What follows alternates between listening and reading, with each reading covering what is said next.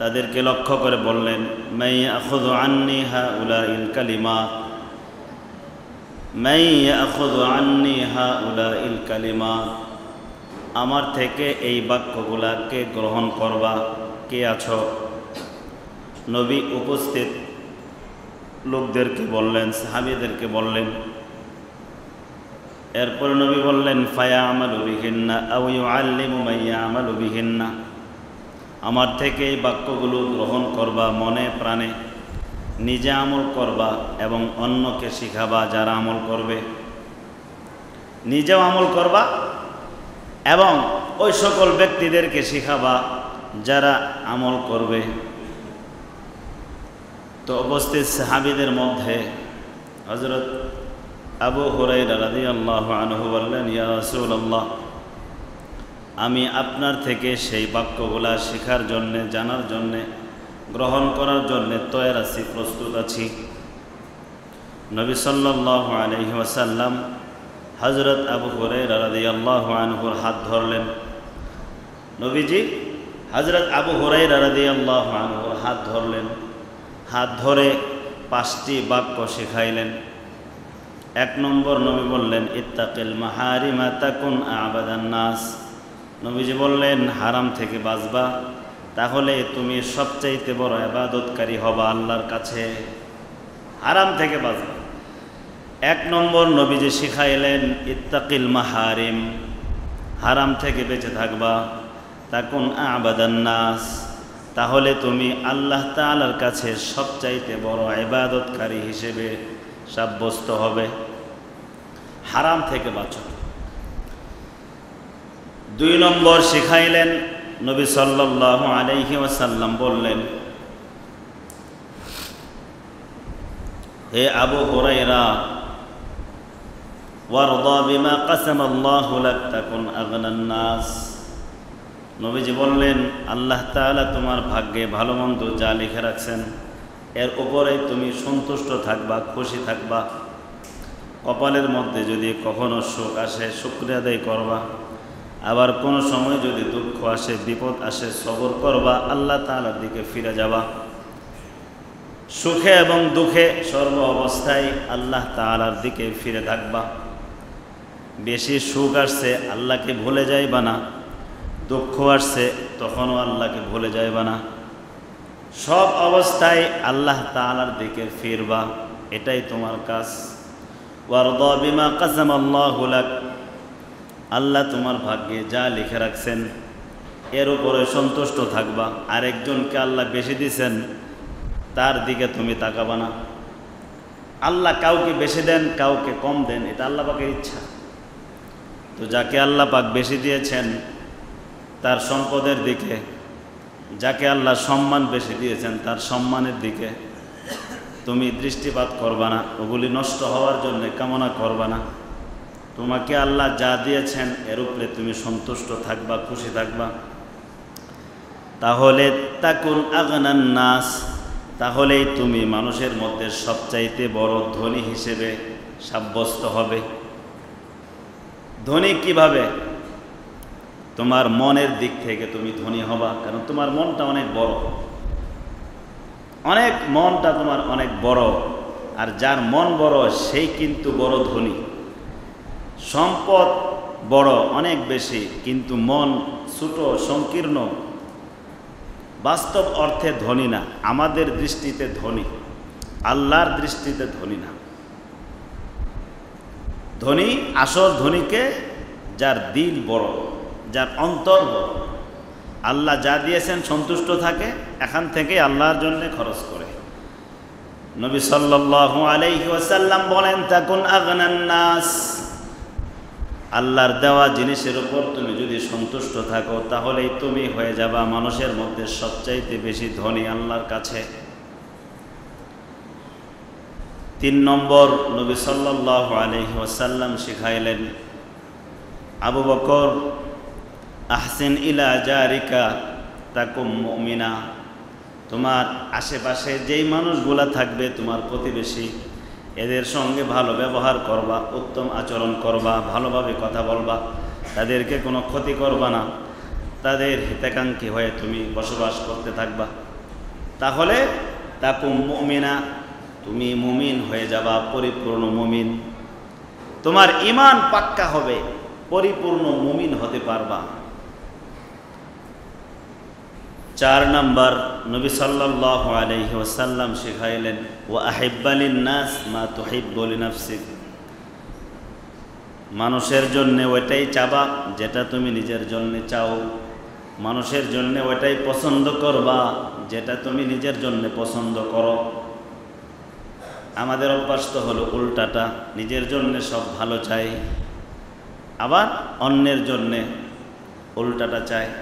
বাজারে দেখবেন অনেক সময় একটা ভালো জিনিস নামলে একজনে দামাদামি করতেছে, নেওয়ার জন্য চেষ্টা করতেছে, দামাদামি করতেছে, তখন আরেকজন এসে মনে হয় খামচা দিয়ে নিয়ে ফেলবে, ওকে নিতে দেয় না, অন্যায়। এরকম হয় না? অনেক সময় হয়। যে কোনো একটা ভালো জিনিস নামলে একজনে দামাদামি করতেছে, এখন সে ওইটা ছেড়ে যাই নাই, নিবে কি নিবে না, বাস উনি পছন্দ হয়ে গেলে টপকিয়ে নিয়ে ফেলবে, অন্যায়। প্রিয় ভাইয়েরা, যে কোনো জিনিস নিজের জন্যে যা আমরা পছন্দ করব, অন্যের জন্যে সেটাই পছন্দ করব। এটাই নবী করিম সাল্লাল্লাহু আলাইহি ওয়াসাল্লাম শিখিয়েছেন। নবী বলেন, এটা যদি করো তাহলে তাকুম মুসলিমা, তাহলে তুমি কামেল মুসলমান হতে পারবা, পরিপূর্ণ মুসলমান হতে পারবা যদি এই কাজগুলা করো। 5 নম্বরে নবী সাল্লাল্লাহু আলাইহি ওয়াসাল্লাম শিখাইলেন, 5 নম্বরে শিখাইলেন, ওয়ালা তুকথিরিদ দাহিক, বেশি বেশি হাসবা না।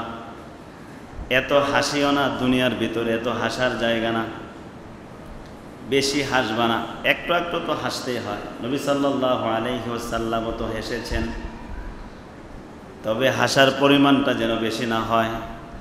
দুনিয়া রং তামাশা এগুলা যখন ঘিরে ফেলে তখন মানুষ আখেরাতের ভয়ে কান্না করা ছেড়ে দেয়, খালি হাসে।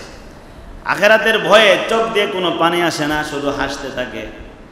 অথচ নবী সাল্লাল্লাহু আলাইহি ওয়াসাল্লামের সবক হইল, ওয়ালা তুকথিরিদ দাহিক, বেশি পরিমাণে হাসবা না।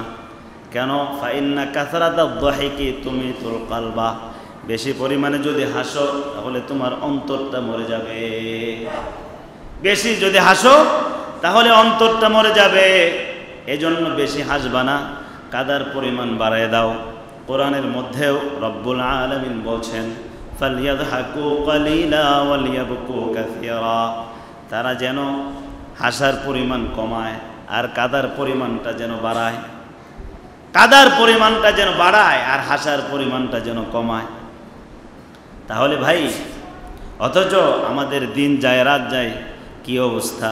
আমরা কয়জন আছি যে আল্লাহর ভয়ে কান্নাকাটি করি? কয়জন আছি যে আল্লাহর ভয়ে চোখের পানি পড়তেছে, আল্লাহর ভয়ে, জাহান্নামের ভয়ে, আল্লাহর সামনে কিভাবে জীবনের হিসাব দেব, আল্লাহর সামনে বালেগ হওয়ার পর থেকে নিয়ে মৃত্যু পর্যন্ত পুরা জিন্দেগির হিসাবটা কেমনে দিব? রব্বুল আলামিনের কাছে তো জবাব দিতে হবে। এই যে ভয়, আল্লাহর সামনে হাজির হতেই হবে, এই যে একটা ভয়, নাকি কেউ বাঁচতে পারবে? বাঁচতে পারবে? তো আল্লাহ যদি জিজ্ঞাসা করেন তাহলে কি উত্তর দেব? আল্লাহর সামনে কি জবাব দেব? আল্লাহর ভয়ে কয়জন আছে আমরা কাঁদি? চোখ তো শুকাই গেছে, চোখের পানি শুকিয়ে গেছে। দুনিয়ার রং তামাশা আর বিভিন্ন কিছু আমাদেরকে একদম গ্রাস করে ফেলছে, একদম খেয়ে ফেলেছে। অথচ দেখেন মালিক বলতেছেন, তোমরা বেশি পরিমাণে হাসবা না, হাসলে কম হাসো। দুনিয়ার জিন্দেগি যেহেতু পার করতে হবে, একটু একটু তো হাসতেই হবে। আবার এত অট্ট হাসি দাও না, মুচকি হাসি দাও। নবী সাল্লাল্লাহু আলাইহি ওয়াসাল্লাম মুচকি হাসতেন, সুতরাং ওইটাই আসল হাসি। অট্ট হাসি আসল হাসি না। আর মুচকি হাসি কয়জনে দেয়? অট্ট হাসিটাই বেশি দেয়। এমনভাবে হাসে একদম চোয়ালের দাঁতটা যা আছে সব দেখা যায়, হা করে হাসে, মনে হয় গলার ছিদ্র পর্যন্ত দেখা যাইতেছে, হাসতেছে। এত খুশি। অথচ নবী সাল্লাল্লাহু আলাইহি ওয়াসাল্লাম এক হাদিসের মধ্যে বলছেন, লা ইয়ালিজুন নার রাজুলুন বাকা মিন খাশিয়াতিল্লাহ হাত্তা ইয়াউদাল লাবানু ফিদ দারঈ। নবী সাল্লাল্লাহু আলাইহি ওয়াসাল্লাম বলেন, লা ইয়ালিজুন নার রাজুলুন বাকা মিন খাশিয়াতিল্লাহ, ওই ব্যক্তি জাহান্নামের আগুনের মধ্যে প্রবেশ করবে না যে আল্লাহর ভয়ে দুনিয়ার মধ্যে কাঁদে। লা ইয়ালিজুন নার রাজুলুন বাকা মিন খাশিয়াতিল্লাহ, যে আল্লাহর ভয়ে কাঁদে, দুনিয়ার ভিতরে যে আল্লাহর ভয়ে ক্রন্দন করে চোখের পানি ফেলে, সে জাহান্নামের মধ্যে প্রবেশ করবে না, জাহান্নামের মধ্যে সে যাবে না। তা জাহান্নামে যাওয়াটা অসম্ভব পর্যায়ের। কেমন? হাত্তা ইয়াউদাল লাবানু ফিদ দারঈ, যতক্ষণ পর্যন্ত দুধ উলানের মধ্যে প্রবেশ না করে। আচ্ছা বলেন তো, দুধ উলান থেকে বের হওয়ার পরে ওই দুধ আবার উলানের মধ্যে প্রবেশ করাইতে পারবেন? যেই দুধ গরুর উলান থেকে চেপে চেপে বের করছেন, এবার বের করার পরে ওই দুধ আবার কি উলানের মধ্যে প্রবেশ করানো সম্ভব? এটা যেমন অসম্ভব, দুনিয়ার ভিতরে আল্লাহর ভয়ে যারা কাঁদবে তাদের জাহান্নামে যাওয়াটাও অসম্ভব, তাদের জাহান্নামে যাওয়াটা অসম্ভব। এজন্য রাতের গভীর যখন হয়, শেষ রাত্রিবেলা, আল্লাহর ভয়ে আরামের বিছানা থেকে উঠে আল্লাহর সামনে দাঁড়িয়ে 2-4 রাকাত নামাজ পড়ে আল্লাহর নামের তাসবিহ পড়ে চোখের পানি ছেড়ে দিয়ে যারা কাঁদে, রব্বুল আলামিন তাদের জন্যে এমন কিছুর ব্যবস্থা করে রাখছেন যেগুলি দুনিয়ার কোনো মানুষের চক্ষু দেখে নাই, কোনো মানুষের দিল কোন কল্পনাও করতে পারে নাই, এবং কোনো মানুষের বিবেকের ভিতরেও সেটা কখনো জাগ্রত হয় নাই। রব্বুল আলামিন বলছেন, তাতাজাফা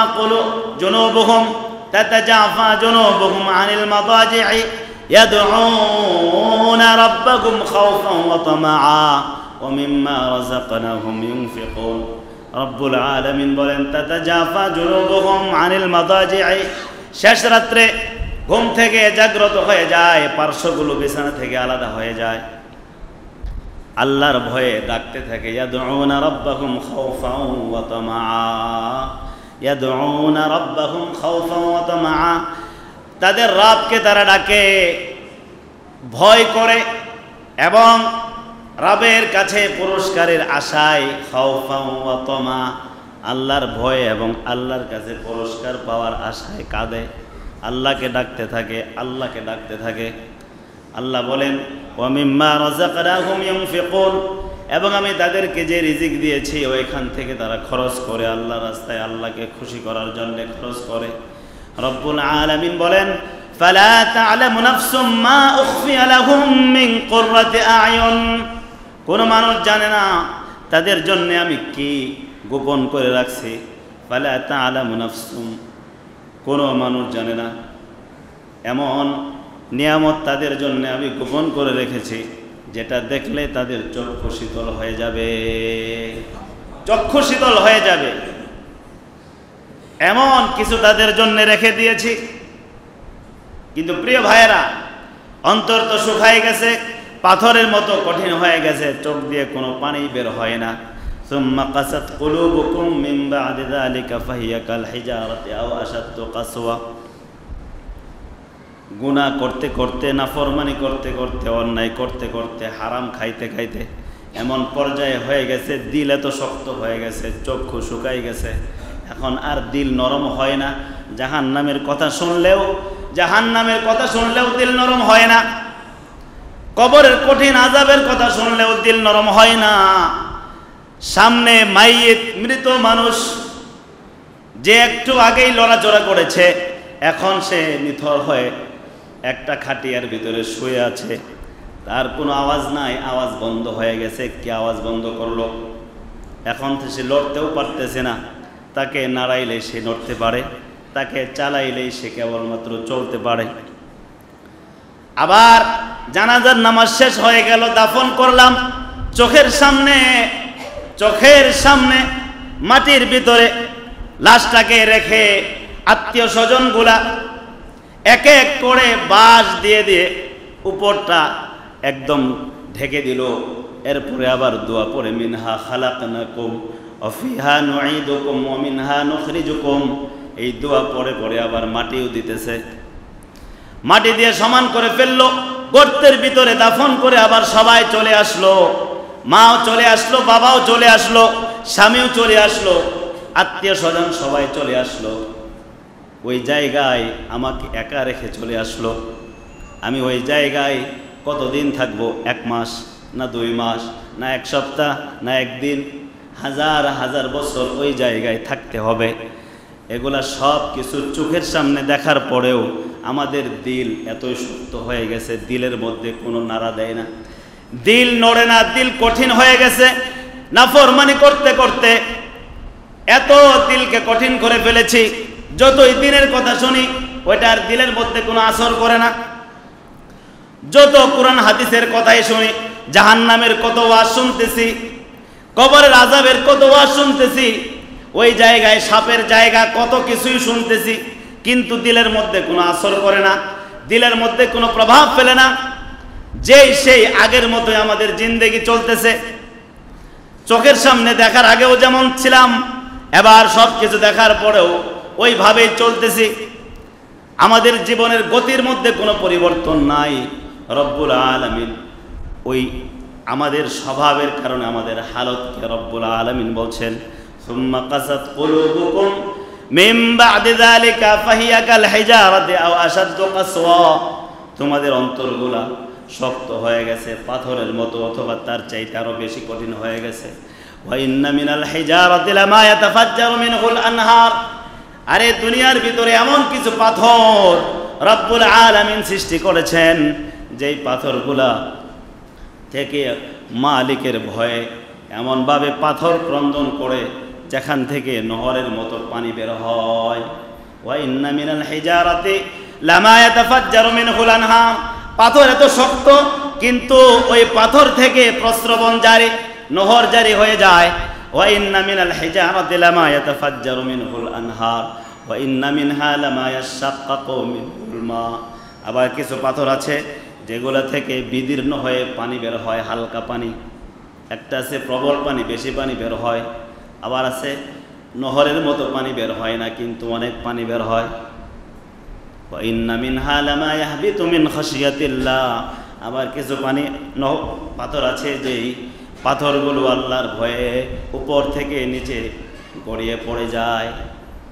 এরপরেও তাহলে আমাদের দিল কত শক্ত হয়ে গেছে, যে দিল নরম হয় না, চোখ দিয়ে কোনো অশ্রু গড়িয়ে পড়ে না। প্রিয় ভাইয়ের আমার, অথচ নবী সাল্লাল্লাহু আলাইহি ওয়াসাল্লাম এক হাদিসের মধ্যে বলছেন, ইয়া আইয়ুহান নাস, ও দুনিয়ার মানুষেরা, ইয়া আইয়ুহান নাস, ও দুনিয়ার মানুষেরা, ইবকু, বেশি পরিমাণে দুনিয়ার ভিতরেই কাঁদো, আল্লাহর ভয়ে কাঁদো। ইয়া আইয়ুহান নাস ইবকু, ও দুনিয়ার মানুষেরা, দুনিয়ার ভিতরে আল্লাহর ভয়ে বেশি পরিমাণ ক্রন্দন করো। ফা ইল্লাম তাস্তাতিউ ফাতাবাকাউ, আসল অর্থে যদি তোমার চোখের ভিতরে আল্লাহর ভয়ে পানি না আসে, তাহলে কমপক্ষে তুমি কান্নার ভান করো। কান্নার ভান করেও যদি আল্লাহর কোনো বান্দা কাঁদতে থাকে, আল্লাহর কোনো বান্দা যদি কান্নার ভান করেও কাঁদতে থাকে, তাহলে এক সময় দেখবেন প্রকৃত অর্থেই তার চোখ দিয়ে আল্লাহর ভয়ে পানি পড়তেছে। এজন্যই নবী সাল্লাল্লাহু আলাইহি ওয়াসাল্লাম বলেছেন, কাঁদো, যদি আসল অর্থে কান্না যদি না আসে, চোখ দিয়ে যদি পানি বের না হয়, তাহলে তুমি কমপক্ষে কান্নার ভান করে আল্লাহর সামনে কাঁদো। একজন কান্নাকারী ব্যক্তি যেইভাবে কান্নার সময় তার চেহারার আকৃতি হয়, তোমার চেহারাটাও ওই রকম বানাও, ওই রকম বানিয়ে আল্লাহর দরবারে নিজেকে মাজুর হিসেবে পেশ করে আল্লাহর সামনে ক্রন্দন করতে থাকো। সাহাবায়ে কেরাম রাদিয়াল্লাহু আনহুম, সাহাবায়ে কেরাম রাদিয়াল্লাহু আনহুম, ওনারা আল্লাহর ভয়ে কাঁদতেন, বেশি পরিমাণে কাঁদতেন। সামান্য থেকে সামান্য বিষয়, দুনিয়ার জিন্দেগি পরিচালনা করার সময় আখিরাতের কোনো বিষয় সামনে আসলেই ওনারা প্রবল পরিমাণে কাঁদতেন। সিদ্দিক আকবর রাদিয়াল্লাহু তাআলা আনহু, হযরতে আবু বকর সিদ্দিক রাদিয়াল্লাহু আনহু, ওনার কোনো চিন্তা ছিল বলেন? ওনার কোনো চিন্তা ছিল? হযরত আবু বকর সিদ্দিক রাদিয়াল্লাহু আনহুর ব্যাপারে নবী সাল্লাল্লাহু আলাইহি ওয়াসাল্লামের ঘোষণা ছিল, আবু বকরিন ফিল জান্নাহ, আবু বকর জান্নাতি। নবীজি দুনিয়ার ভিতরে ঘোষণা করে দিয়েছেন, আবু বকর ফিল জান্নাহ, ওমর ফিল জান্নাহ, উসমান ফিল জান্নাহ, আলী ফিল জান্নাহ। এইভাবে অনেক সাহাবীদের ব্যাপারে নবীজি সরাসরি জান্নাতের ঘোষণা দিয়ে দিয়েছেন। আবু বকরিন ফিল জান্নাহ, আবু বকর ফিল জান্নাহ, জান্নাতের সুসংবাদ দুনিয়ার ভিতরে পেয়ে গেছে। এরপরেও তিনি একদিন নামাজের ভিতরে ক্রন্দন করতেছেন, প্রচুর পরিমাণ ক্রন্দন করতেছেন, কোরআনের আয়াত তেলাওয়াত করতেছেন আর কাঁদতেছেন। নামাজ শেষ হলো, একজন সাহাবী জিজ্ঞাসা করলেন, ভাই আবু বকর, নামাজের ভিতরে এত কাঁদলেন কেন? কি কারণ, কি জন্যে আপনি কাঁদলেন? হযরত আবু বকর সিদ্দিক রাদিয়াল্লাহু আনহু বললেন, ভাই নামাজের ভিতরে একটা আয়াত পড়তেছিলাম আর আমার ক্রন্দন আসতেছিল, এজন্য আমি কাঁদতেছিলাম। ওই সাহাবী জিজ্ঞাসা করলেন, নামাজের ভিতরে কোন আয়াত আপনি পড়তেছিলেন? যে আয়াত পড়ে পড়ে আপনি কাঁদতেছিলেন, কোন আয়াত সেটা? হযরত আবু বকর সিদ্দিক রাদিয়াল্লাহু আনহু বললেন, নামাজের ভিতরে যে আয়াত স্মরণ হওয়ার কারণে আমি কাঁদতেছিলাম সেই আয়াতটা হলো, আল্লাহ তাআলা বলছেন, ইন্নাল্লাহা আশতারা মিনাল মুমিনিনা আনফুসাহুম ওয়া আমওয়ালাহুম বিআন্না লাহুমুল জান্নাহ। আল্লাহ পাক বলছেন, আল্লাহ রাব্বুল আলামিন মুমিনদের কাছে জান্নাতকে বিক্রি করেছেন আর বিনিময়ে মুমিনদের জান মাল আল্লাহ পাক নিয়েছেন। তো এই সাহাবী বললেন, এটা তো খুশির কথা, আল্লাহ পাক আমাদের জান মাল নিয়েছেন আর বিনিময়ে আল্লাহ আমাদেরকে জান্নাত দিয়েছেন, এটা খুশির কথা, তাহলে আপনি কাঁদলেন কেন? হযরত আবু বকর সিদ্দিক রাদিয়াল্লাহু আনহু বললেন, ভাই আমি কাঁদতেছি কারণ হইল আমার একটা কাপড়ের ব্যবসার দোকান আছে। হযরত আবু বকর সিদ্দিক রাদিয়াল্লাহু আনহু খলিফা হওয়ার আগে কাপড়ের ব্যবসা করতেন। হযরত আবু বকর সিদ্দিক রাদিয়াল্লাহু আনহু বলতেছেন, ভাই আমার একটা কাপড়ের ব্যবসার দোকান আছে, ওই দোকান থেকে একজন মহিলা একটা কাপড় ক্রয় করলো। কাপড়টা ক্রয় করার পরে মহিলা দীর্ঘদিন আমার দোকানে আর আসে নাই। হঠাৎ করে একদিন ওই কাপড়টা আবার নিয়ে আমার দোকানে হাজির হলো, এসে বলতেছে, আবু বকর তোমার দোকান থেকে যে কাপড়টা আমি কিনছিলাম ওই কাপড়টা আমার পছন্দ হয় নাই, ওই কাপড়টা তুমি ফেরত নাও, আমার টাকাগুলো আমার কাছে ফেরত দিয়ে দাও। হযরত আবু বকর সিদ্দিক রাদিয়াল্লাহু আনহু বললেন, এতদিন পরে ফেরত দেওয়ার জন্য আসলা? মহিলা বলতেছিল, তোমার কাপড় তো আমার পছন্দ হয় না, এই জন্য ফেরত দেওয়ার জন্য আসছি।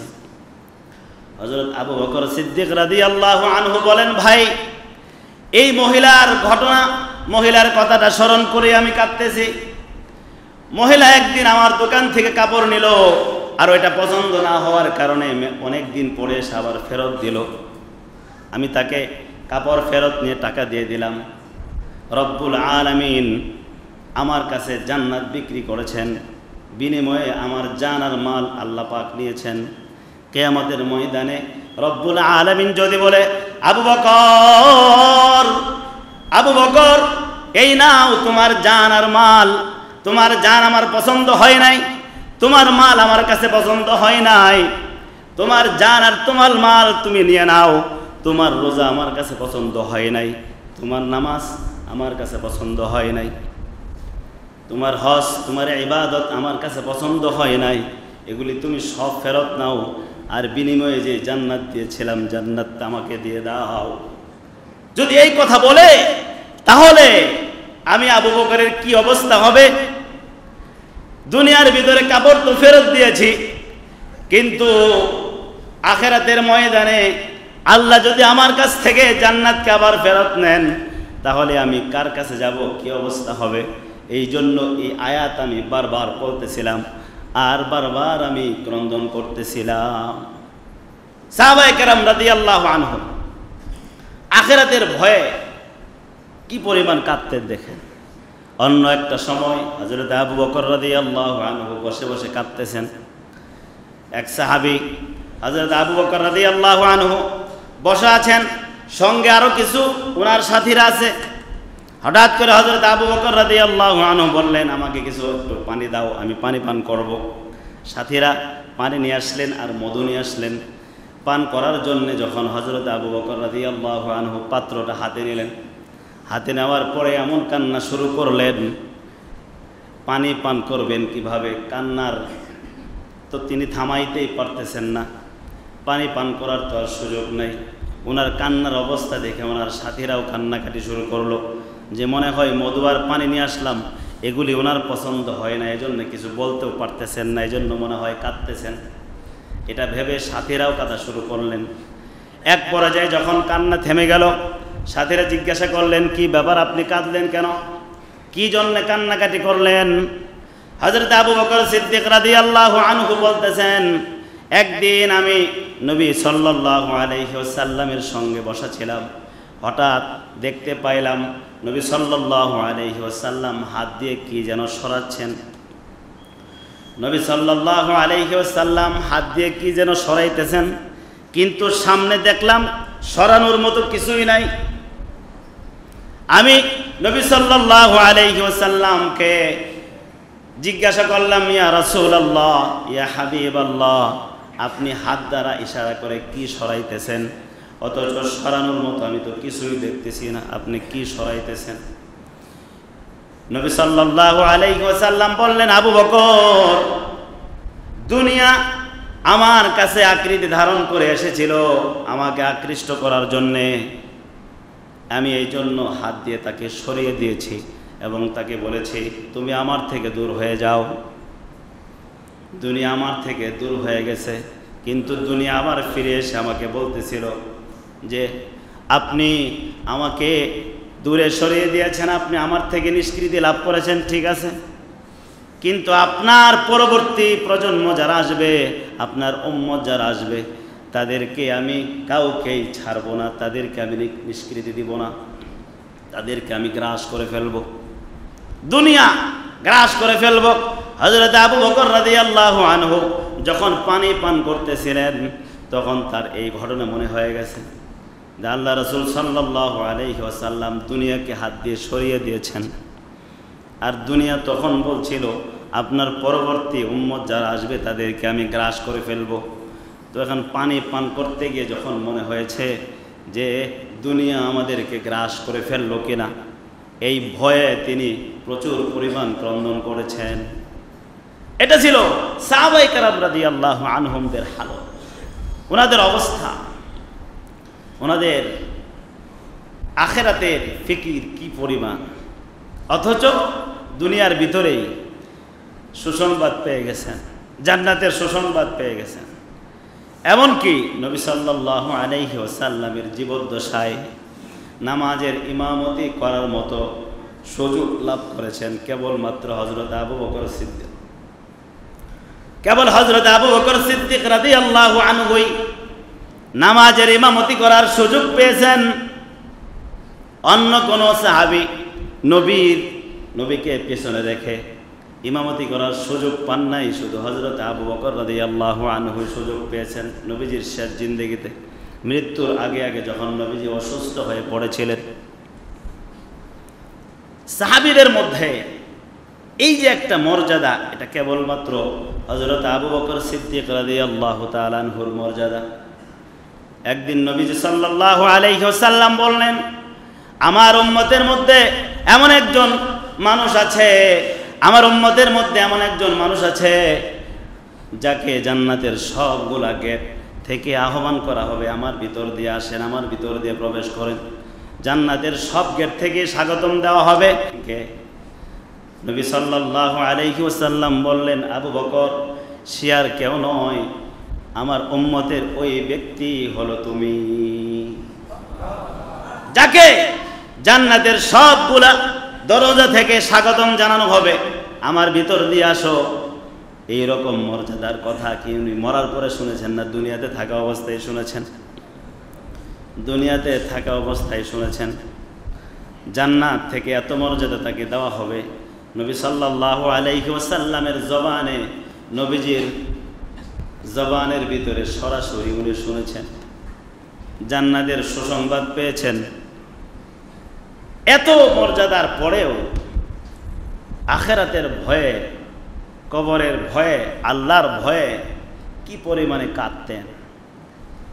আর আমাদের অবস্থা কি? আমল তো করেই না, নামাজ তো পড়েই না, হজ তো করেই না। অনেক মানুষের উপর হজ ফরজ হয়ে গেছে, করি না। নামাজ ফরজ হয়ে গেছে, বালেগ হওয়ার পর থেকে প্রত্যেক দিনের নামাজ, 5 ওয়াক্ত নামাজ ফরজ, নামাজ তো পড়ি না, রোজাও তো করি না। রমজান আসলে কোনো রোজাও নাই, ইচ্ছা মতো খাই। আবার হারাম হালাল কোনটা কোনো বাঁচার টাইম নাই। সামনে একটা পড়ে গেছে, আগে পেটের ভিতরে দাও, এরপরে চিন্তা করো। আগে চিন্তা করার টাইম নাই, পেটের ভিতরে আগে ঢোকাও, এরপরে কোনটা হালাল কোনটা হারাম পরে চিন্তা করবো না। এই হলো হালত। আবার মৃত্যু হয়ে গেছে, জান্নাতুল ফিরদাউসের আশায় বসে আছে। মৃত্যু হয়ে গেছে, জান্নাতুল ফিরদাউস পাবে বসে আছে। আর কি আশা? আশা হইল বাস একটাও কিছুই করব না। জানাজার দিন, যেদিন জানাজা হবে, মুসল্লিরা হাজির হবে, ওই দিন শুধু মনটা নরম করে সবাই একটু দোয়া করবে যে আজকে তো মাইয়ত মারা গেছে, এখন আর কি করার, এর জন্য একটু দোয়া করো। আরে দোয়া তো এটা বোনাস। দোয়া কিরে ভাই? বোনাস। আসল নাই, আসলই নাই। আপনি বোনাস নিয়ে বসে আছেন, আসল নাই। আপনি থাকবেন, আপনারে চাকরি দিয়েছে কোম্পানি, মাসে কোনো বেসিক বেতন নাই, কিচ্ছু দিবে না, শুধু 2 ঈদের সময় একটু একটু করে বোনাস দিবে। চাকরি করবেন নি? করবেন চাকরি? কেন করবেন না? কারণ এটা বুঝেন, এটা আমাদের বুঝা আসছে, এটা আমরা বুঝি যে বোনাস দিয়ে আমাদের চলবে না। শুধু বোনাস দিয়ে চলবে না, মূল বেতনটাও লাগবে। মূল বেতন ছাড়া আমরা চলতে পারবো না, শুধু বোনাস আমাদের চলবে না। এই জন্য আমরা এখানে চাকরি বাদ দিয়ে চলে যাই, যেই জায়গায় মূলটা আছে এবং বোনাস আছে। বোনাস তো ওটা পরে, ওটা বাড়তি, ওটা মূলটা থাকতে হবে। এটা আমাদের ফিকির, এটা আমরা বুঝি, এই জন্য আমাদের ফিকির এটা। চাকরি বাদ দিয়ে চলে যাই মূল না থাকলে। আচ্ছা, মূলটাই তো নাই, আমি যে আমল করি আমার আমলই নাই, এটাই তো মূল। মূলটাই নাই, অন্য একজন দোয়া করবে, নেককার মানুষেরা দোয়া করবে, আল্লাহওয়ালা মানুষেরা দোয়া করবে। আপনি বোনাসের আশায় বসে আছেন, আপনার তো মূলই নাই। মূলটা থাকলে বোনাস ফায়দা দিবে, অনেক ফায়দা দিবে। ফায়দা দিবে না এমন না, দিবে। তো মূলটাই তো নাই। প্রিয় ভাইয়ের আমার, মূলটা আগে অর্জন করেন, মরার পরে ওই সময় বোনাস, ওই সময় বোনাসের ফিকির করেন। আগে মূলটার চিন্তা করেন। 5 ওয়াক্ত নামাজ পড়েন, হালাল পথে চলেন। 5 ওয়াক্ত নামাজ পড়েন, হালাল পথে চলেন, মিথ্যা কথা ছাড়েন, ধোঁকাবাজি ছাড়েন, আমানতের খেয়ানত ছেড়ে দেন, মানুষকে ঠকানো ছেড়ে দেন। আগে মূল অর্জন করেন, মরার পরে দেখবেন সব মানুষ আপনার জন্য দিল থেকে দোয়া করতেছে। ওগুলা বোনাস হিসেবে আপনার আমল নামায় যোগ হবে, আর আপনার মর্যাদা বুলন্দ হইতে থাকবে। আর যদি মূলই না থাকে, নামাজে মসজিদে জীবনে একবারও আসেন নাই, সারাদিন উল্টাপাল্টা কাজ করেছেন, গুনাহ করেছেন, অন্যায় কাজ করেছেন, আপনার যন্ত্রণায় কেউ বসবাস করতে পারে নাই। আপনি এখন মারা গেছেন, বোনাস তো দেওয়া তো দূরের কথা, আরও বদদুয়া করবে, মনে মনে খুশি হবে এই লোকটা মারা গেছে, খুব ভালো হয়েছে, সমাজের মানুষ শান্তিতে এখন বসবাস করতে পারবে। তাহলে এটা কি দোয়া? এটা বদদুয়া। আমার আপনার মৃত্যুতে যদি মানুষ খুশি হয়, তাহলে এটা কেমন জীবন? দোয়া তো দূরের কথা, আর বদদুয়া করতেছে, মনে মনে খুশি হয়ে বদদুয়া করতেছে, তখন তো বোনাসও পাবেন না, কিচ্ছুই পাবেন না।